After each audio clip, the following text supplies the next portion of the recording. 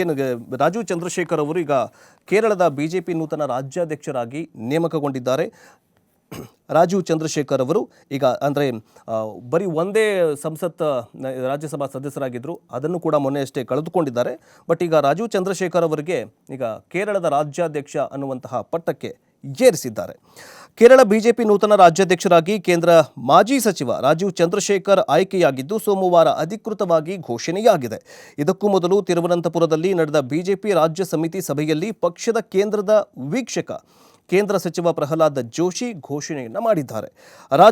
ರಾಜ್ಯಾಧ್ಯಕ್ಷರಾಗಿ ಅಧಿಕಾರ ಸ್ವೀಕರಿಸಿ ಮಾತನಾಡಿದಂತಹ ಸಂದರ್ಭದಲ್ಲಿ ರಾಜೀವ್ ಚಂದ್ರಶೇಖರ್ ಅವರು ರಾಜ್ಯದಲ್ಲಿ ಬಿಜೆಪಿ ನೇತೃತ್ವದಲ್ಲಿ ಎನ್ಡಿಎ ಮೈತ್ರಿಕೂಟವನ್ನು ಗೆಲ್ಲಿಸುವ ಜವಾಬ್ದಾರಿ ನನಗೆ ವಹಿಸಲಾಗಿದೆ. ನನಗೆ ಈ ಹೊಣೆಗಾರಿಕೆ ನೀಡಿದ ಪ್ರಧಾನಿ ನರೇಂದ್ರ ಮೋದಿ, ಅಮಿತ್ ಶಾ ಮತ್ತು ಇನ್ನಿತರ ಜೆ.ಪಿ. ನಡ್ಡಾ ಆಗಿರ್ಬೋದು, ದೊಡ್ಡವರಿಗೆಲ್ಲ ನಾನು ಅಭಿನಂದನೆ ಸಲ್ಲಿಸ್ತೀನಿ ಅನ್ನೋದರ ಮೂಲಕ ರಾಜೀವ್ ಚಂದ್ರಶೇಖರ್ ಅವರು ಹೇಳಿದ್ದಾರೆ.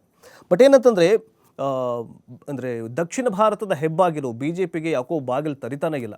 ಕರ್ನಾಟಕ ಒಂದು ಬಿಟ್ಟರೆ, ಅದನ್ನು ಬಿಟ್ಟರೆ ಈಗಾಗಲೇ ಏನಂತಂದರೆ ದೋಸ್ತಿ ಮಾಡಿಕೊಂಡು NDA ಸರ್ಕಾರ ಈಗಾಗಲೇ ಅಧಿಕಾರವನ್ನು ಮಾಡಿದೆ.